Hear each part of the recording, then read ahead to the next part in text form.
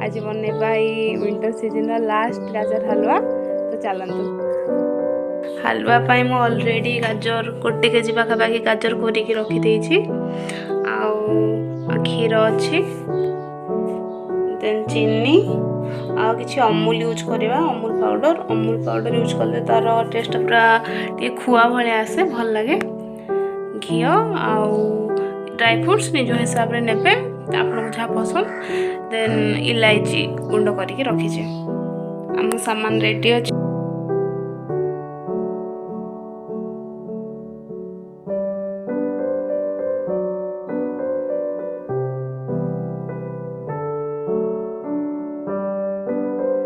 तो काका द्वारे आज हंडा बसब आउ गाजर हलवाटा हम। तो फास्ट घी देदबा कड़ाई रे गरम करदबा बेसी घी नौनी कारण घी तो हेल्थ एत भी भल नुह तो जी नीड से नहीं घी गरम है से ड्राई फ्रूट्स नहीं टे टाइम फ्राए करदे। ड्राई फ्रूटा भाजी गला धीरे धीरे गाजर पकेबा गाजर फ्राए कर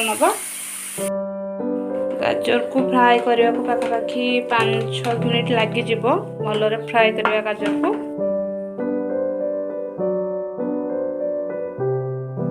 10 मिनिट खंडे हो गला गाजर टी भल भाव भाजी हो गला। एबे चीनी पकेबा निज टेस्ट अनुसार चीनी पकेबे चीनीटा पकई सारा बढ़िया मेल्ट होगी गोटे क्रीमीनेस आसो भलसे गोले दबा ताको चीनीटा मेल्ट होगी गाजर सहित पूरा बढ़िया से मिसी गला और कलर भी गोटे बढ़िया आसुची आउ टिके परे एथिर क्षीर पकईदबा से भितर आपण जाइकी जल्दी मो वीडियो टी लाइक आउ सब्सक्राइब कर दियंतु। एबे क्षीर देदबा गाजर हलवा रे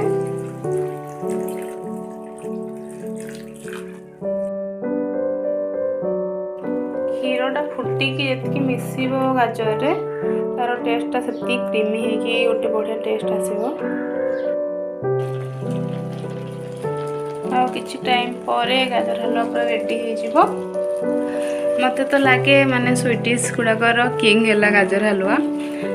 बिकज माने बनैबार जी इजी तापर खाइबार भी से टेस्टी बहुत ही बढ़िया आर टेस्ट।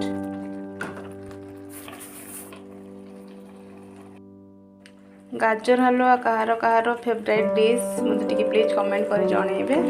आउ मो रेसिपी गुड़ा या मो ब्लॉग्स वीडियो गुड़ा केमिति लागुची आपन को भी जनइबे।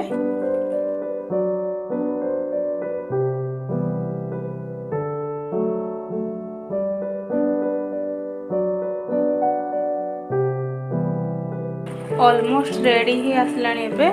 तो एबे एथिरे आमे अमूल पाउडर पके दबा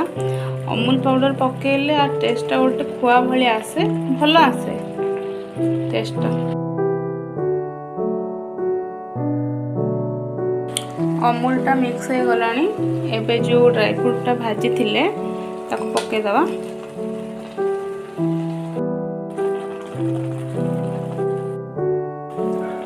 गाजर हलवा आमर पूरा रेडी। तो जो फ्रेश इलायची किसी गुंड करथिले तापरे ढालिदबा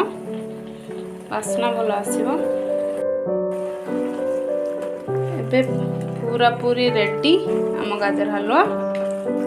ठंडा हो गला परे ताको सर्व करबा